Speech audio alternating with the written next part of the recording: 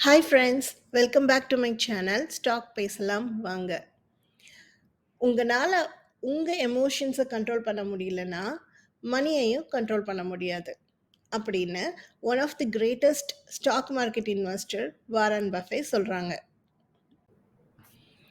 Emotion கண்ட்ரோலுக்கும் stock மார்க்கெட்டுக்கும் என்ன சம்மந்தம்னு யோசிக்கிறீங்களா? நிறைய சம்மந்தம் இருக்குங்க. எந்த ஒரு விஷயத்தை ஸ்டார்ட் பண்ணும்போதும் ஒரு எக்ஸைட்மெண்ட் இருக்கும். ஃபார் எக்ஸாம்பிள், உங்களோட ஃபர்ஸ்ட் டே ஆஃப் ஸ்கூல் நினச்சி பாருங்க, first day of college, first cooking, first day of work, first episode of mega serial. இது எல்லாமே எக்ஸைட்டடாக தான் ஆரம்பிக்கும்.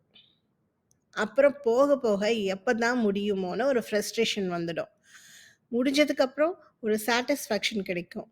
இது எல்லாமே ஒவ்வொரு எமோஷன்ஸ் தான்.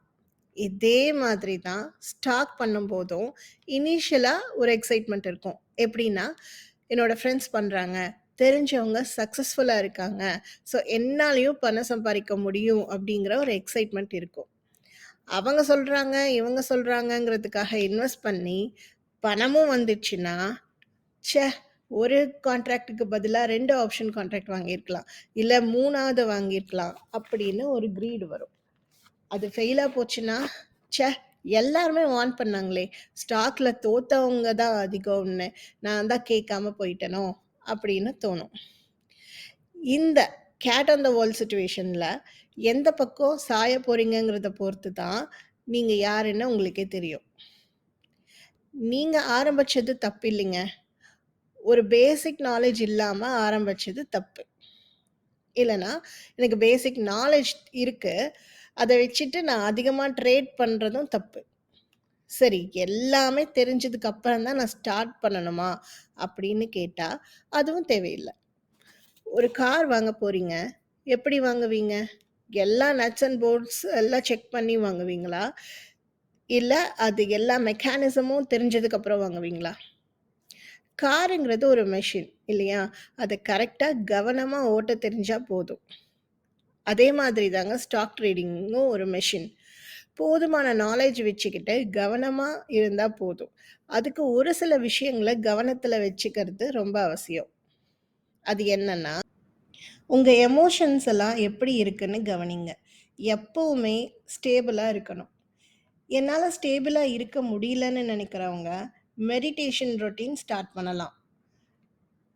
சக்ஸஸ்ஃபுல் ட்ரேடிங் குரூஸ் எல்லாரும் ரெக்கமெண்ட் பண்ணுறது என்னென்னா, எவ்ரிடே ட்ரேடிங் ஆரம்பிக்கிறதுக்கு முன்னாடி 20 minutes work out, 15 minutes reading, 15 minutes running, இது எல்லாம் செய்யலாம். முடியாதவங்க ஸ்லோவாக ஒன்று ஒன்றா இன்கார்பரேட் பண்ணிக்கலாம். எது பண்ணாலும் ஒரு பிளான் பண்ணி பண்ணணும் இல்லையா? உங்களால் எவ்வளோ லாஸை தாங்க முடியுமோ அவ்வளோ ரிஸ்க் எடுத்தால் போதும். ஒன்ஸ் ரூல்ஸ் எல்லாம் செட் பண்ணிட்டீங்கன்னா முடிஞ்ச வரைக்கும் அதை மீறாமல் பார்த்துக்கோங்க. பொறுமையாக தொடர்ந்து ட்ரேடிங் பண்ணணும்.